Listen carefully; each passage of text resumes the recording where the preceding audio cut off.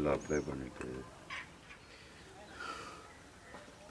பிஸ்டனுடைய இந்த பாகத்தினுடைய இது குறுகிய பாகம் கம்மியான டிஸ்டன்ஸ் அது அதிகமாக இருக்குது கட்டுக்காடு, இது அதிகமாக இருக்குது. ஓகே, இதை விட இது கம்மியாக இருக்குது. ஓகே, இந்த கம்மியாக இருக்கிற சைடு இந்த கட்டிங் இருக்கணும். அது அந்த நாசில்னுடைய சென்டர் பாயிண்ட் காண்டி இந்த மாதிரி வச்சா நாசிலுடைய சென்டர் பாயிண்ட் கிடைக்கும். இந்த கட்டிங் வந்து இன்ஜினுடைய ரைட் சைடு கட்டிங் வரணும். ஃபிட் பண்ணும்போது கிராங்கில் அந்த கட்டிங்கை ரைட் சைடு வைக்கும்போது இதனுடைய சென்டர் பாயிண்ட்டு நாசினுடைய சென்டர் பாயிண்ட்டுக்காண்டி இந்த குறுகிய பாகம் பம்ப் சைடு வந்துடும். நாசில் சென்டர் பாயிண்டில் இந்த மாதிரி இருந்தால் சென்டர் பாயிண்டில் ஃபிட் ஆகி ஃபயர் சென்டர் பாயிண்டில் இருக்கும்.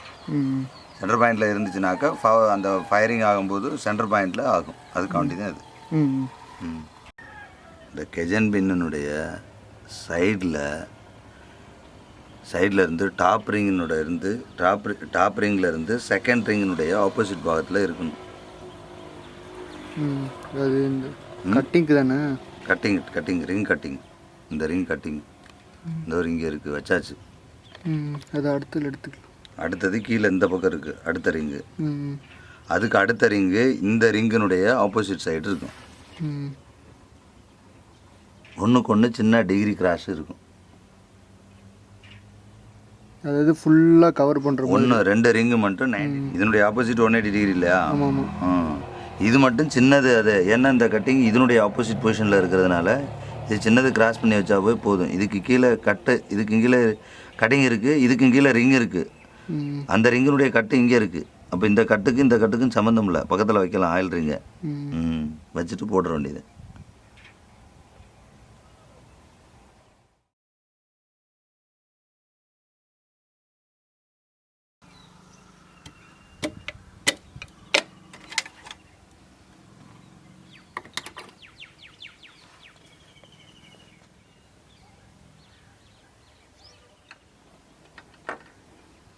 ஒன்றுக்கு அப்புறம் அடுத்தது 3ஆவதா? 4. ஆகும். நான் 2ஐயும் ஒன்றாத்தையும் போடணும். 2ஐயும் சேர்த்து கொண்டு போகிறதுக்காண்டி கீழே மேலேயும் 4 பேர் யாரும் இறங்கணும்ல, அதுக்காண்டி பார்க்கணும்.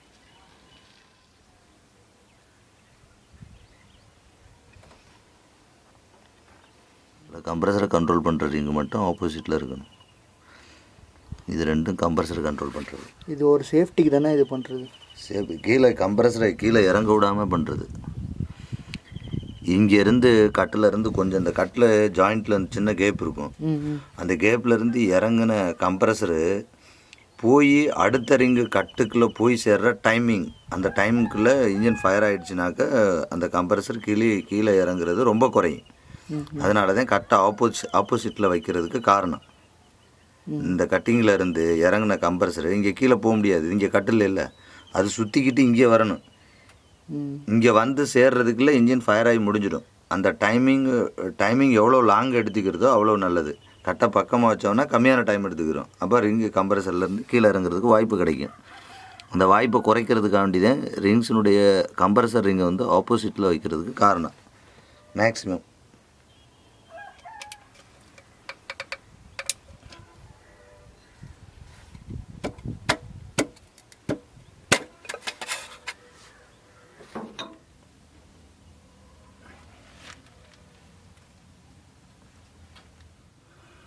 இந்த பேரிங் கட்டு இன்ஜினுடைய ரைட் சைடு அப்படின்னா பம்ப் சைடு. ஓகே.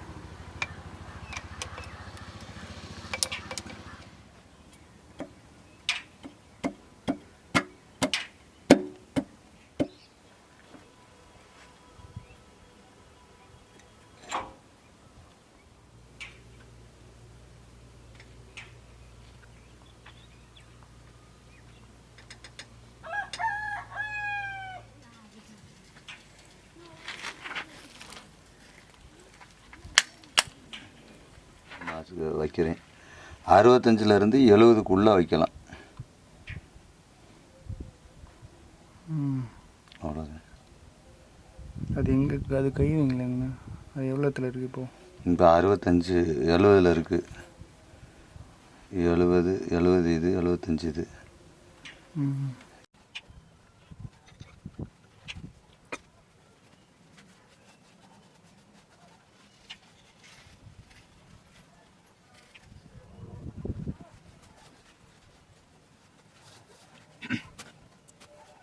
கேஸ்கட்டை மாற்றி போட்டால் ஆயில் ஓட்டை லாக் ஆகுது ஃபஸ்ட்டு. இந்த சின்ன சின்ன டிஃப்ரென்ஸ் வரும். இது மெயினாக ஆயில் ஓட்டை தான்.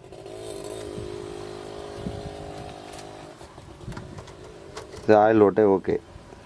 ஆயில் லைன் இது ஹெட்டுக்கு போகிற ஆயில் லைன்.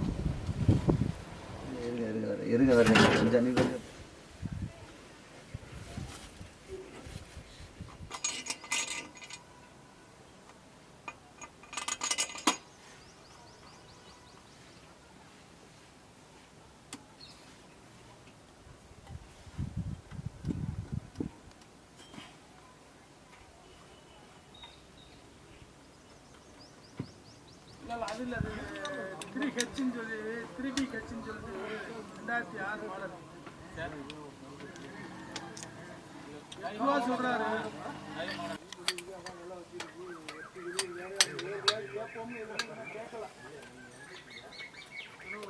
கொடுத்துருவோமா?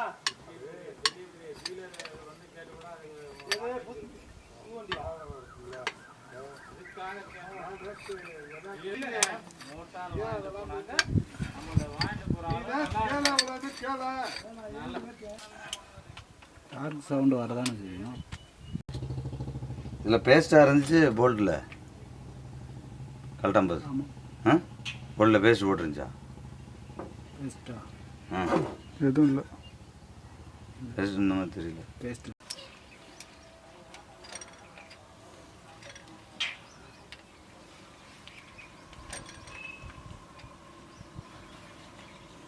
பன்னெண்டு ரிங்கு எடுத்தாலும் கூட போதும். அன்றைக்கில் ஏதோ ஒரு பையில் ரிங்கு வச்சுருந்தானே, பிட்டும் ரிங்கு வேணும். ஒன்றுக்கு ரிங்கு தான் பிடிக்கும், பிட்டு பிடிக்காது. பாப்பா எடுங்க, பிடிக்குதா இல்லைன்னு. இல்லை அதில் பிட்டை கொடுங்க. இது இல்லை, ரிங்கு வேணும். பிட்டு